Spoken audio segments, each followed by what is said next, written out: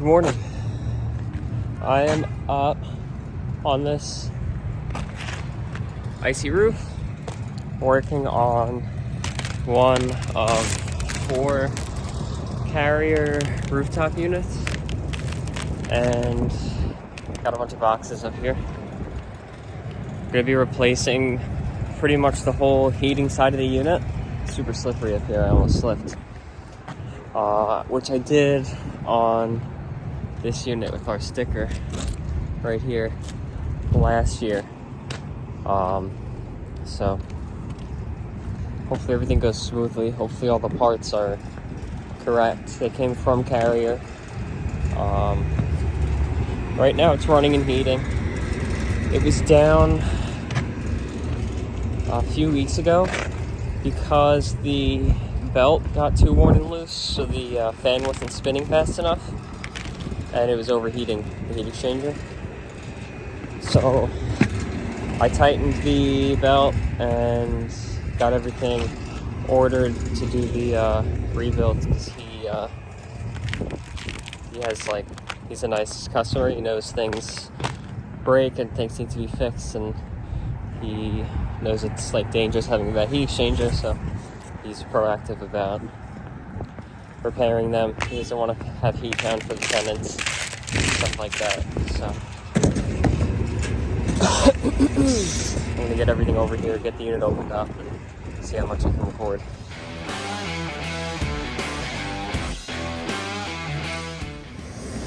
Okay, so here's our unit. I opened it up. I have new belts. Got an extra one just because these are all the same unit. It's nice to have extra belts. Here's the heating side of the unit. You can see all that rusting and corrosion. So it's pretty much outlived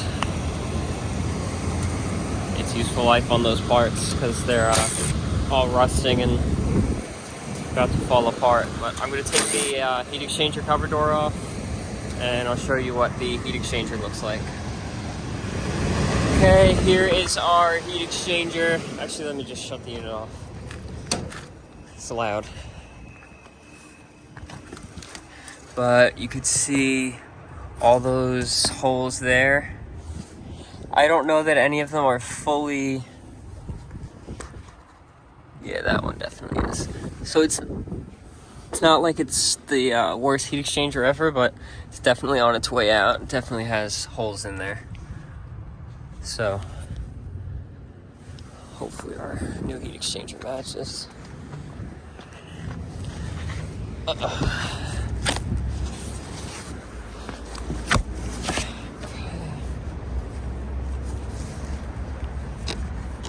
I always get nervous that the parts are going to be wrong. Sometimes these people at the supply houses have no idea what they're doing. Insulation. That should match. I believe that should match our model number somewhere or something. 50. I don't know.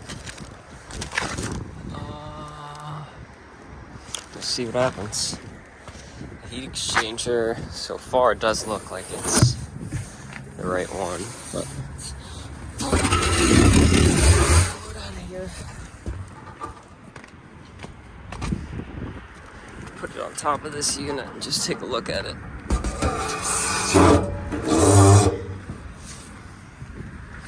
Oh. Slippery. Thankfully the roof is raised all around and I'm not near the edge, so. But yeah, that is that heat exchanger, and here is this heat exchanger. We have a little round thingy. Here we have that little round bulb there. Looks like all our screw holes are in about the same place.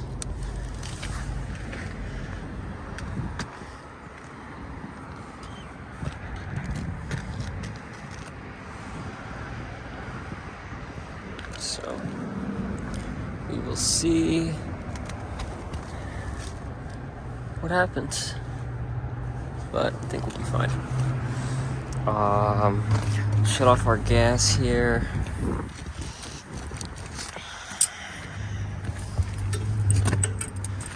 This way. And let's see, can I break the union one-handed on camera with a tiny channel lock?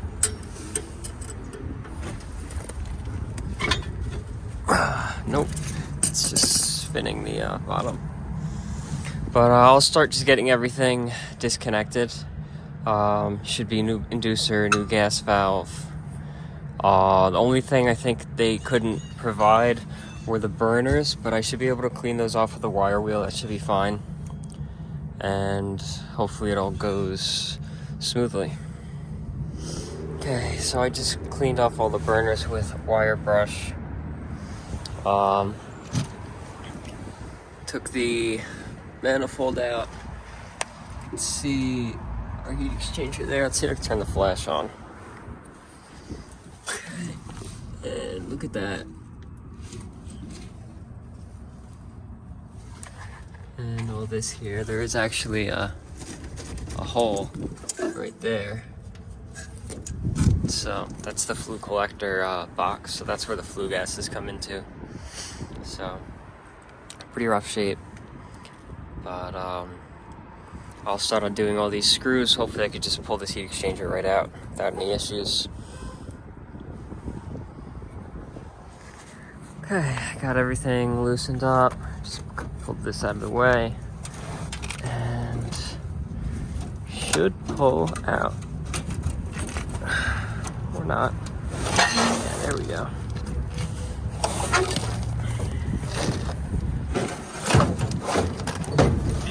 Just hitting on.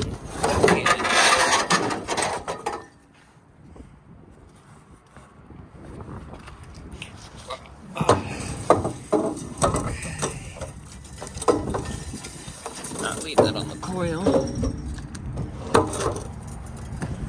Look at all that. It's crazy. Pretty brutal. Let's see if we can get any better views at any cracks or hole. Oh yeah, there's a big one. Yeah, so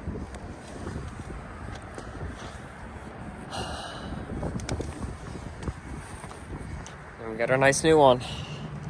To clean up all this crud and debris. So we'll have a nice, neat burner compartment, whatever. Okay, so I brought up the vacuum. I also got like 100-pack box of these hand warmers. So I just like keep them in my pocket for days like this when I'm on a cold roof, and it feels good. But today's not too bad. It's only like 30 degrees and it's not that windy. But this is the first day I'm using these, so it feels cool. And then they feel nice and warm in your pockets too when you're not using them.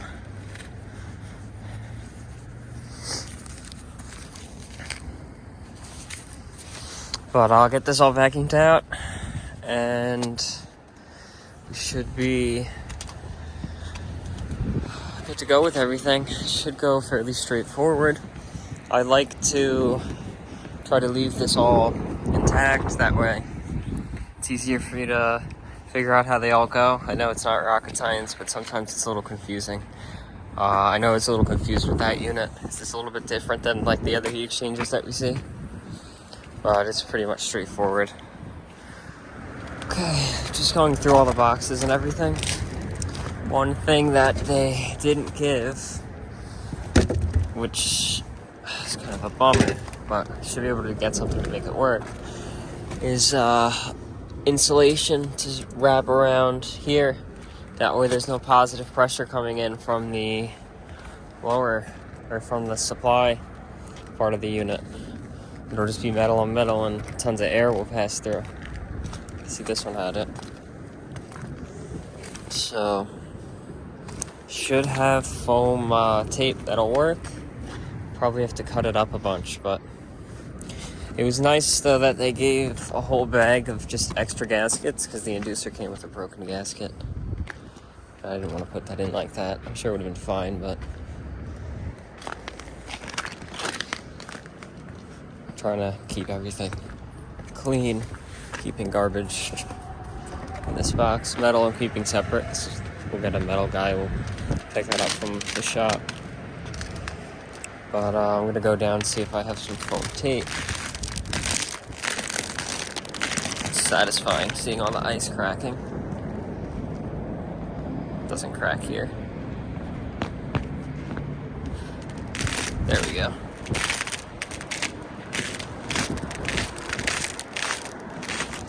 This roof is terrible drainage for all this water to be sitting up here.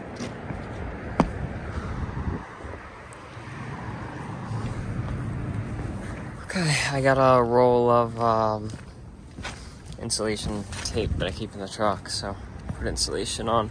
This is that outside edge that little panel piece that's lifted will sit on, and then this is for the seam against the unit itself, and this is for the back wall of the unit. So let's see, that should seal it up nicely. And you see, cleaned out the inside of the unit, so I am ready to put this in, which I'll need both hands for. So let's see, can I set the camera up? Maybe on this exhaust fan, on this inducer. Super not stable.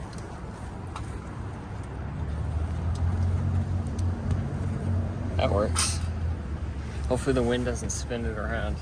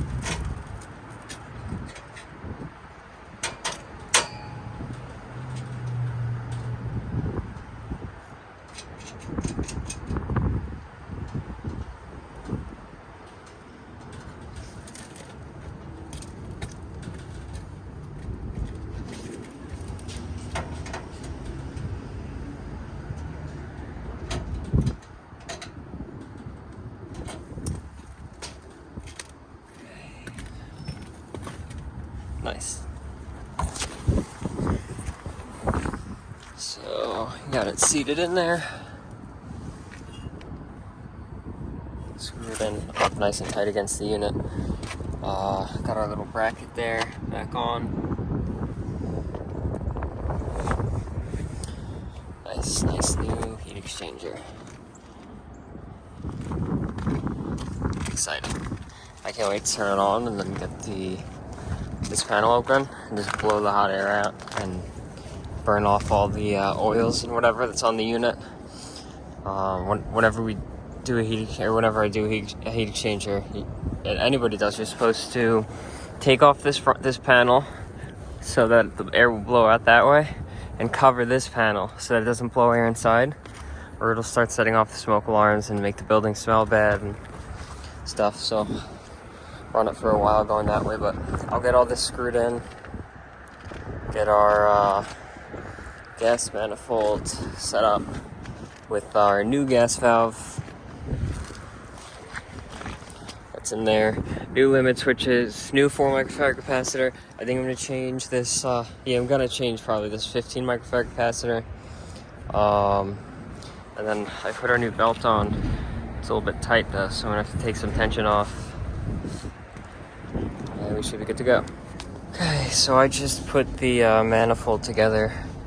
But I want to make a point that the burner orientation does matter, because there's a small gap at the ends, and then there's bigger gaps which overlap into each other in the middle. That way the gas can, when it lights, the flame can roll down into the other burners to keep them going and to ignite them. So just thought I'd point that out.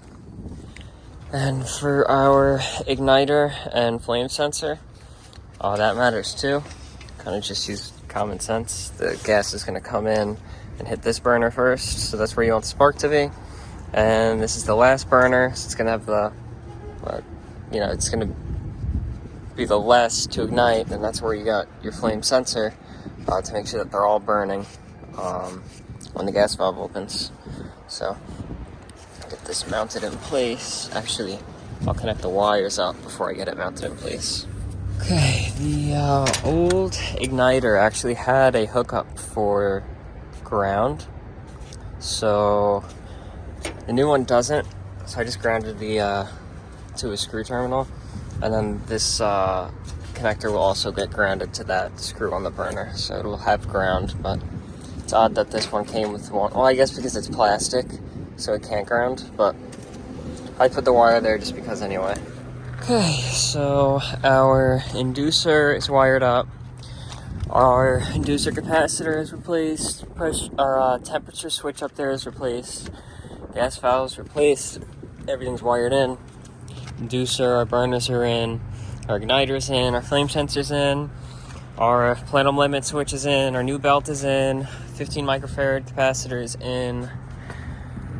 So should be ready to apply power and make sure that I didn't mess up. Oh, power is applied.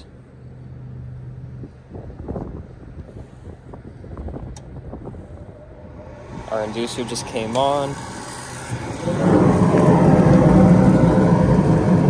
And our burner's just lit, but then shut off. Why?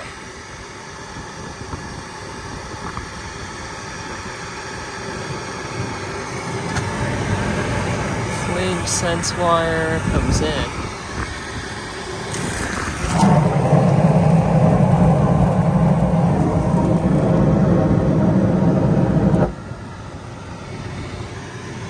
Why are we not sensing flame?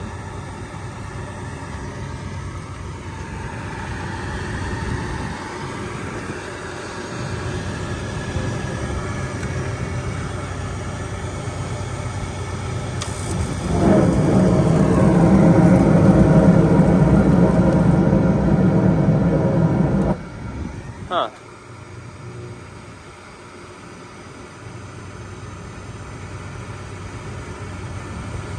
That is weird.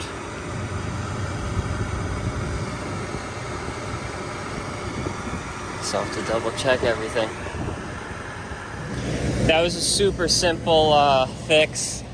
I want to see if you guys can guess what the issue was in the comments. It's an unexpected issue. I didn't expect something like that to happen, but it did. And it had to do with flame sensing.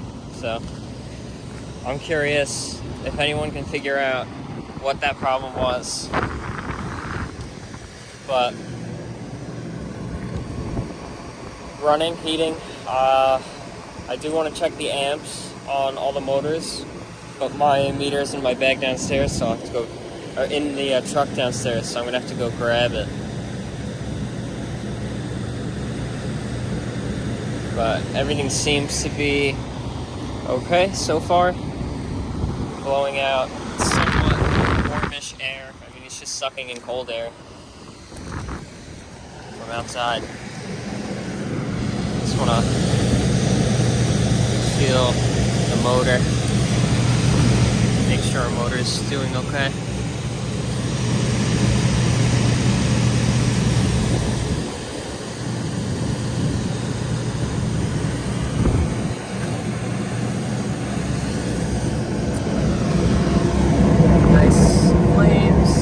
Steady flames. I don't know if your camera can see it. No rollout.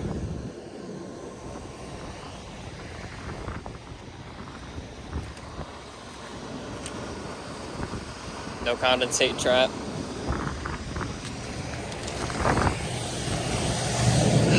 So I'm gonna grab my meter, take an amp draw on the motor, and get it buttoned up.